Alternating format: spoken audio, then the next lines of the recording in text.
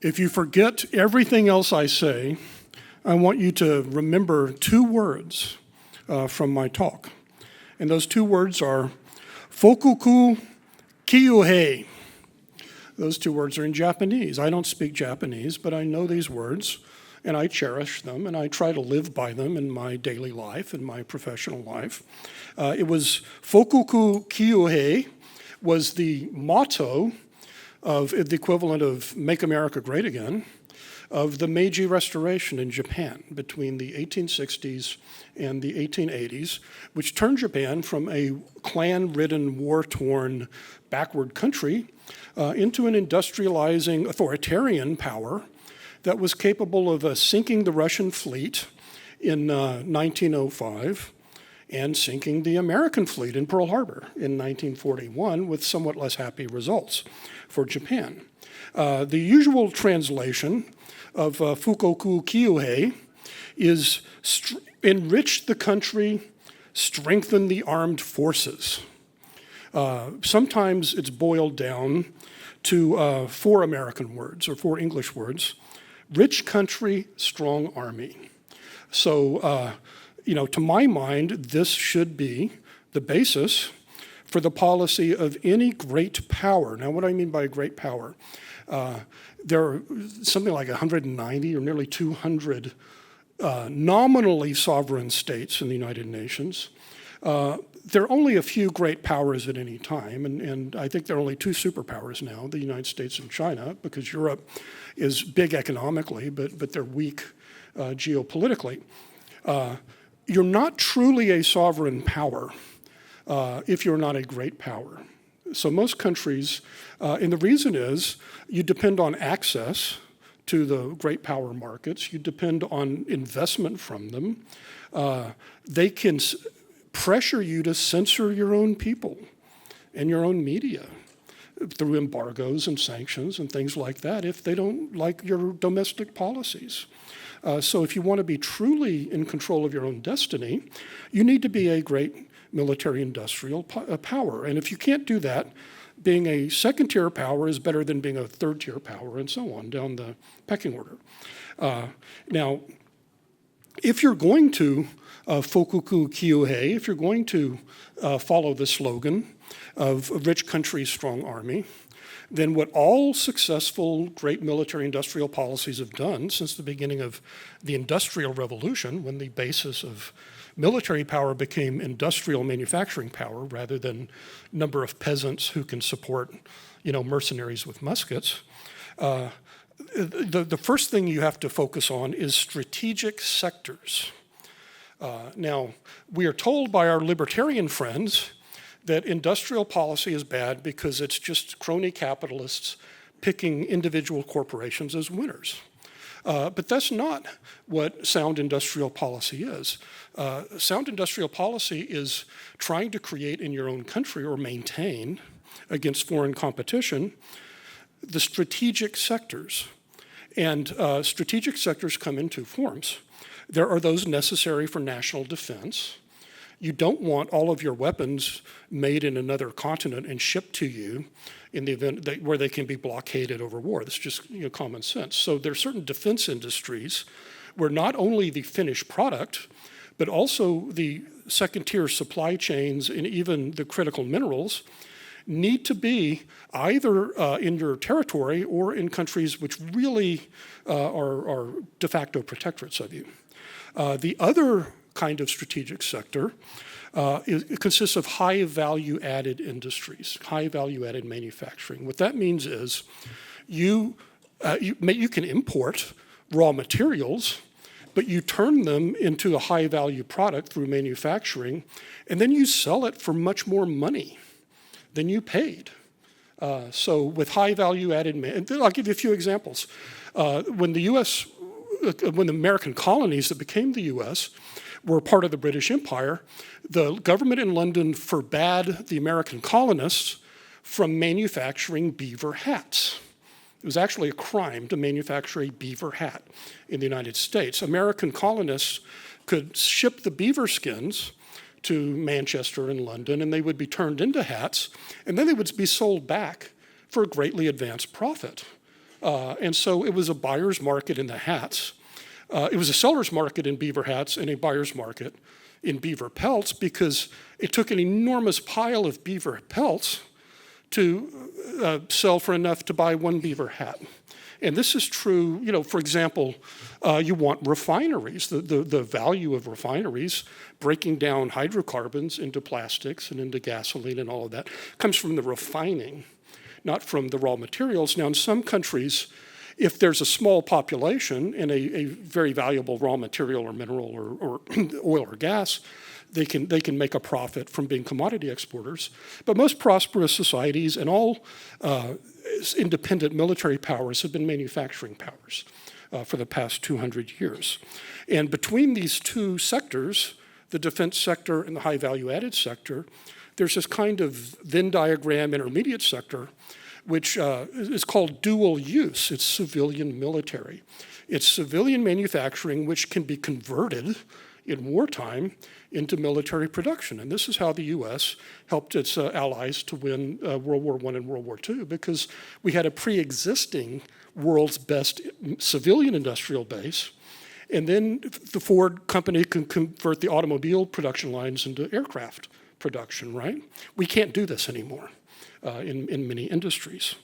So that's the first point, that there's some sectors are more strategic than others. And by define, is it difficult, as our friends in the libertarian movement say, to identify strategic sectors? No. Since 1800, it's been obvious in any given generation what these strategic sectors are. It's those that your military rivals are trying to monopolize, right? It's what you need to be a great power. So it was railroad technology and it was steamships in the first industrial revolution. And then around 1900, all of the navies of the great powers converted to oil. So you had to have oil-powered navies. You had to have a petroleum industry. You had access to oil and gas. So it's not rocket science. It's obvious, right? It's not crony capitalism. It's just common sense. In the 21st century, drones, satellite technology, rockets, aircraft, increasingly robotic weapons, which will replace tanks and a lot of crude vehicles. It's like every military power is going to want these, and it doesn't matter what the domestic political or economic system is. It can be a communist authoritarian state like China. It can be a liberal democracy like the US. But they will all agree. The strategic sectors are the ones that we need to be a great power and that we don't want to be dependent on for the other power, regardless of whether it's liberal or democratic or authoritarian or whatever. So that's the first point. Second point, there should be no one-size-fits-all industrial policy or trade policy. There should be sectoral policies. So if somebody says, do we need tariffs? Do we need subsidies, right? Do we need government support for R&D? Then you should say, that's a stupid question. It's literally a stupid question. The question is, well, what industry are you talking about, okay? So for the steel industry, you may want one trade policy. For the plastics industry, you may want another. For the the semiconductor industry, you may want a third. And for each of these industries, you want a mix of policies, right? So in one, you may want tariffs, but not subsidies. If you're mainly trying to sell to foreign export markets instead of just the US, then you don't want tariffs. You're protecting your too small domestic market. And you want it, at least you can have temporary tariffs, but you mainly want subsidies if the other countries are subsidizing and they're cornering the markets of Africa and Asia through subsidies, then protecting the American market is not going to help. So it all depends on the specific sector. And that's true of all kinds of policies. It's true of education policies. So if somebody says, well, in order to compete with China in the 21st century, we need more skills grants to community colleges. No, we don't. We need to identify particular sectors that are strategic and then find out what educational programs tailored to those sectors do they need. Okay, so one sector may need to have skills certificates for high school graduates. Another sector may need more physicists doing R&D. Okay, so anyone who tells you that you can have a one-size-fits-all trade or tariff policy literally does not understand the subject. I'm sorry to be harsh, but it's true. So my third and final point is that should this be done by government, by the market, or by the nonprofit sector? And the answer is yes. It should be done by all three. So when you have a strategic sector, there is a role to play for private enterprise and venture capital and capitalism. There's also inevitably a role to play for government of some sort, whether it's providing public infrastructure that helps that industry or pro-industry regulations, education policies, differential tax policies. If you're serious about fukoke kyuhei, about rich country, strong army, you would have different tax policies favoring important industries and then having higher taxes on, dog racing or trading in beanie babies or whatever. You wouldn't have a single, it's not crony capitalism, it's crony sectoralism. Okay, so if libertarians want to say that, that's fine. You're favoring some sectors over others. And so the final point I want you to walk away with is this idea that you identify the sector and then you look at the interaction of public and private and nonprofit. And I'll just give you two brief examples. The modernization of American agriculture and the invention and development of the computer industry, largely in the United States and some other countries as well. So in the 19th century, in 1862, Congress passed the Morrill Land Grant Act. It created a series of land grant policies subsidized by federal funds indirectly from the sale of federal land grants. And the A&Ms, agricultural and mechanical colleges. And these did research on how to modernize and industrialize American agriculture to make it more productive. Then beginning with the Lever Acts in the early 1900s, Congress created the Agricultural Extension Program. So county service agents would study with the professors in the A&Ms, learn new kinds of farming techniques, genetically altered seeds, things like that. And then they would go out and teach the farmers, who were often their neighbors, or usually they're from the county, and they would diffuse the technological innovation. So it wasn't a matter of government bad, market good. It's that you have a pro-industry, pro-sectoral government, and it's working with the nonprofit universities and the for-profit farmers and agribusiness. And the computer revolution would develop in the same way. The biggest client for early computer technology from the 1930s up until what's still one of the biggest clients is the Department of Defense, the United States. I mean, it was almost the only client in much of the middle of the 20th century. But then there were grants to research universities like MIT and Stanford on the German model, which developed a lot of these breakthroughs with federal backing.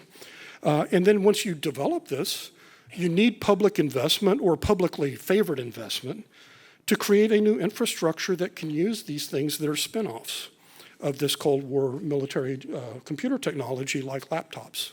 And so you have to build a wireless and satellite wireless telephony and so on. So those are the 3 points I'd like you to remember, that there's strategic sectors, and not all sectors are strategic, that instead of having one-size-fits-all trade and industrial policies, you want to have them tailored to the individual strategic sectors. And finally, there's a role for public, private, and nonprofit in each of these strategic sector policies. And if those 3 points are too much to remember, just remember 2 words: rich country, strong army. Thank you.